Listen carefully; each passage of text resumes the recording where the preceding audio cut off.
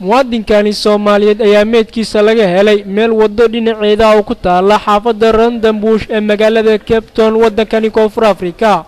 meedka marxuumkani ayaa waxa booliiska magaalada Cape Town uu ka helay aroornimadii hore Arbacada maalintii ciida ahayd waxaana ka dib la geeyay xarunta booliiska oo halka uu yaalay muddo 2 maalmood ah.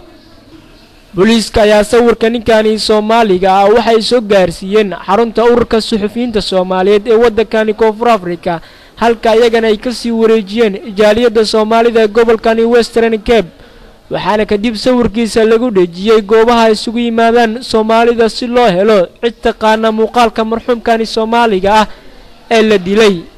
gudoomiyaha jaaliyadda Somali Community Board ee gobolkani Western Cape Mudane Cabdi Jiido Axmed ayaa wuxuu saxaafadda sharaxaad ka siiyay qaabkii uu ku soo gaaray sawirka marxuumkani isagoo dadweynaha Soomaaliyeed ka codsaday cidii taqaana inay la soo xiriiraan si loogu soo wareejiyo booliiska isla markaana loo aaso. Assalaamu alaykum wa rahmatullahi wa barakatuh. Inna lillahi wa inna ilayhi raaji'uun. Waxaa saakay la soo gaartay in uu xafiiska suxufiyiinta Sotsa ayaa saakay waxaa la soo gaarsiiyay ciidamada booliiska ay soo gaarsiiyeen South Africa wiil Soomaaliyeed oo lagu dilay xaafad la yiraahdo Cape Town kamid oo la yiraahdo Randambush ayaa lagu dilay habeennimadii ciida. halkaas markii lagu dilay waxaa lagu dilay Toorey waxaana la soo dhigay meel qashinka lagu daadiyo. halkaas ayuu yiilay maalintii ciida ahayd oo annagu waxaanu ciidna hadaan reer Koonfur Afrika maalintii Arbacada ahayd ee la soo dhaafay. Arbaco iyo Khamiis buu meesha yiilay. ciidamadii booliiska ahay baa ka qaaday maanta oo Jimcaan wuxuu yaalaa fridge-ka booliisku ku jira boodigiisa ama muxuu ahaa jirkiisii oo mayd ah wuxuu ku jira fridge-ka isbitaalka booliiska ayuu ku jira.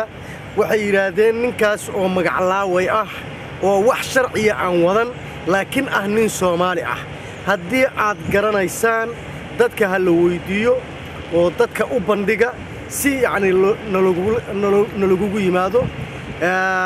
suxufiyiintii waa ila soo xiriireen waxay yiraahdeen ninkan ma garanaysaa ninkan anigu ma garanayo marka waxaan jecelahay nin kasta oo Soomaaliya ee ninka garanayo naxdinta geerida naxdinta la ay ku timid way dhacdaa in la dilo in la boobo in wax walba lagu sameeyo laakiin in inta la gowraco qashin lagu dhaxrido waa tii ugu horeysay waa arrin ama kaag leh.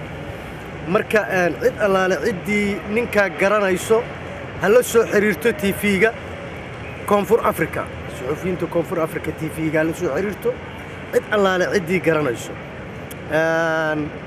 aad iyo aad baan ugu tacsiideynaa marxuumkaas geeriyooday waxaan Ilaahay ka baryaynaa cid aqoonsatay in Ilaahay soo daahiriyo si aanu maaragtay u aasno oo aan u asturno dadkiisana aan u xiriirno.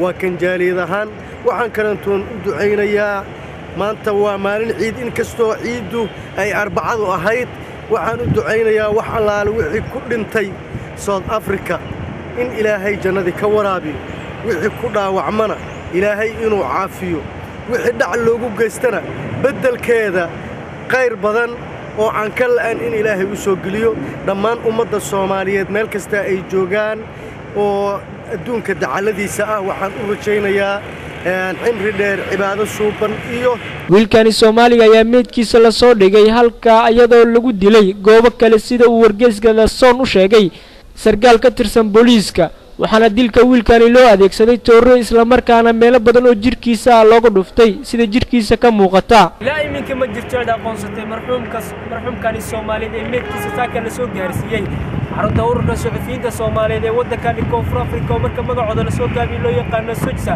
isla markaana ku wareejiyay jaaliyadda Soomaaliyeed ee wadankani Koonfur Afrika. Cabdillaahi Qorshe, Royal International TV, Cape Town.